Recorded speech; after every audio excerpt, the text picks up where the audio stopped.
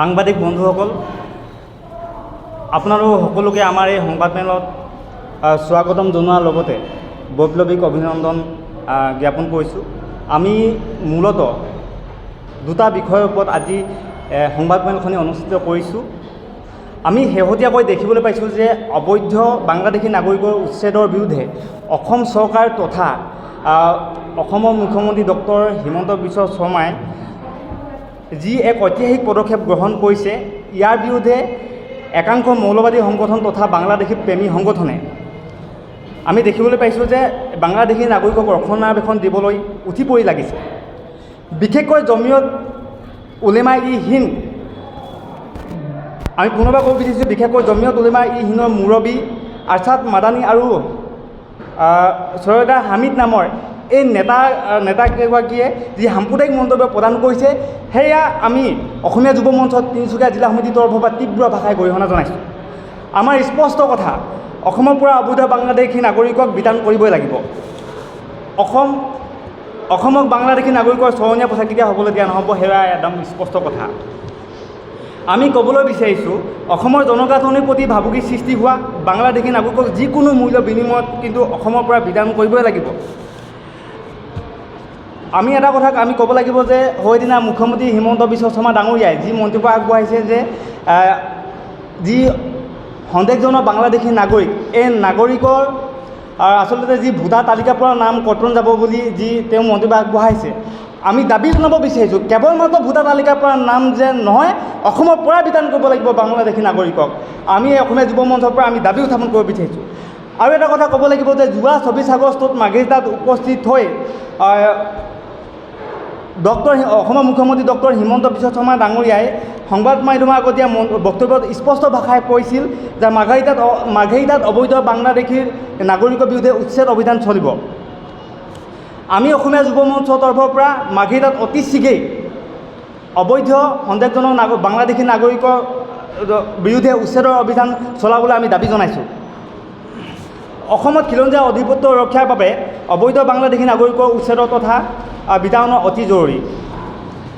আমি ক'বলৈ বিচাৰিছোঁ, কেৱল মাত্ৰ ৰাজনৈতিক উদ্দেশ্য প্ৰণোদিত নহয় যেন এই উচ্ছেদ অভিযান, আৰু এই উচ্ছেদ অসম আৰু অসমীয়া ভৱিষ্যত সুৰক্ষাৰ এক উচ্ছেদ অভিযান হওক। আমি ক'বলৈ বিচাৰিছোঁ যে আজি এই সংবাদমেলৰ যোগেদি আচলতে যি এই জমিয়ত উলেমা ই হিন্দ নামৰ এই মুৰব্বী যি এই মাদানী নামৰ যি আছে, এই মাদানী নে ফাদানী বুলি কৈছোঁ, যেনেধৰণে অসমৰ সাম্প্ৰদায়িক বিয়পাবলৈ যেনেদৰে উঠি পৰি লাগিছে, সেয়া কিন্তু আমি পুনৰবাৰ অসমীয়া যুৱ মঞ্চৰ তৰফৰ পৰা আমি সকিয়নি প্ৰদান কৰিছোঁ। আমি ইতিমধ্যে দেখিবলৈ পাইছোঁ যে আমি জানিবলৈ পাইছোঁ সংবাদ মাধ্যমৰ যোগেদি যে যোৱাকালি অসমত 7জনীয়া এটা দলে বাহৰ পাতি আছে। আমি যিকোনো পৰিৱেশ বা সময়ত যেনেকৈ হ'লেও কিন্তু কোনো পধ্যেই কিন্তু অসমত সাম্প্ৰদায়িক যে মন্তব্য বা সাম্প্ৰদায়িক বিষয়বস্তু সৃষ্টি নকৰিবলৈ আমি এই সংবাদমেলৰ যোগেদি তেওঁলোকক পুনৰবাৰ সকিয়নি প্ৰদান কৰিছোঁ। অন্যথা যিকোনো পৰিৱেশ বা পৰিস্থিতি যদি সৃষ্টি হয়, তেনেহ'লে এই তথাকথিত বাংলাদেশী প্ৰেমী সংগঠনকেইটা কিন্তু জগৰীয়া হ'ব। গতিকে আজি প্ৰথমতে আমাৰ মূলতঃ এই দুটা বিষয়ৰ ওপৰতে আমাৰ সংবাদমেল হৈছে। আমি আন এটা বিষয়ৰ ওপৰত আমি ক'বলৈ বিচাৰিছোঁ। আচলতে আপোনালোকে জানে যে মাৰ্ঘেৰিটা সমজিলাত এক সামাজিক ব্যাধিৰূপে দেখা দিছে যে অবৈধ নিষিদ্ধ ড্ৰাগছে যুৱ প্ৰজন্মৰ ধ্বংসগ্ৰাহলৈ ঠেলি নিছে বুলি ক'ব লাগিব।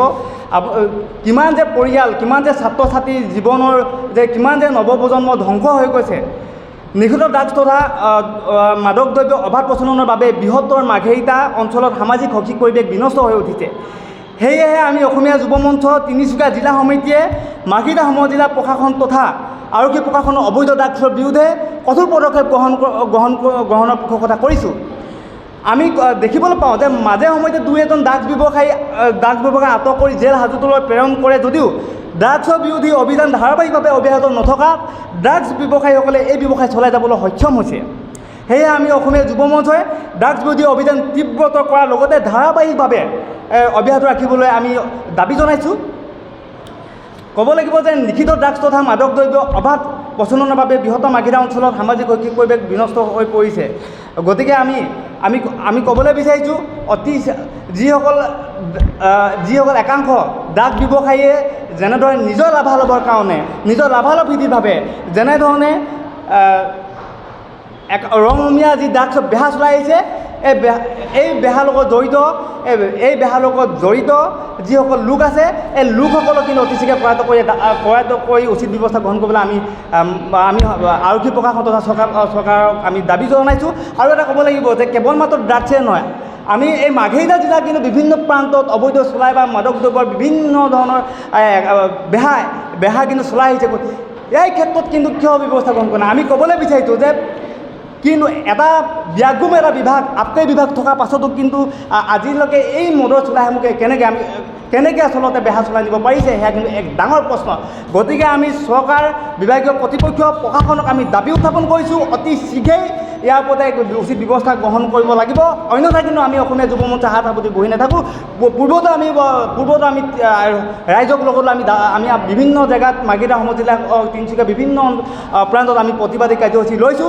এইবাৰ কিন্তু অতি শীঘ্ৰে যদি ইয়াৰ ওপৰত ব্যৱস্থা গ্ৰহণ নকৰে আমি কিন্তু আগন্তুক দিনত তীব্ৰ গণতান্ত্ৰিক আন্দোলন কৰিবলৈ আমি বাধ্য হ'ম, সেয়া কিন্তু স্পষ্ট কথা। আমি মূলতে আমি এই দুটা বিষয়ৰ ওপৰতে আমি এই সংবাদমেলখনি সম্বোধন কৰিছোঁ। পুনৰবাৰ আপোনালোকক আজি আমাৰ এই সংবাদমেলত উপস্থিত হোৱাৰ কাৰণে ধন্যবাদ জ্ঞাপন কৰিছোঁ। যিকোনো খবৰৰ বাবে যোগাযোগ কৰক 7099017330 লগতে 7099017110 নম্বৰত।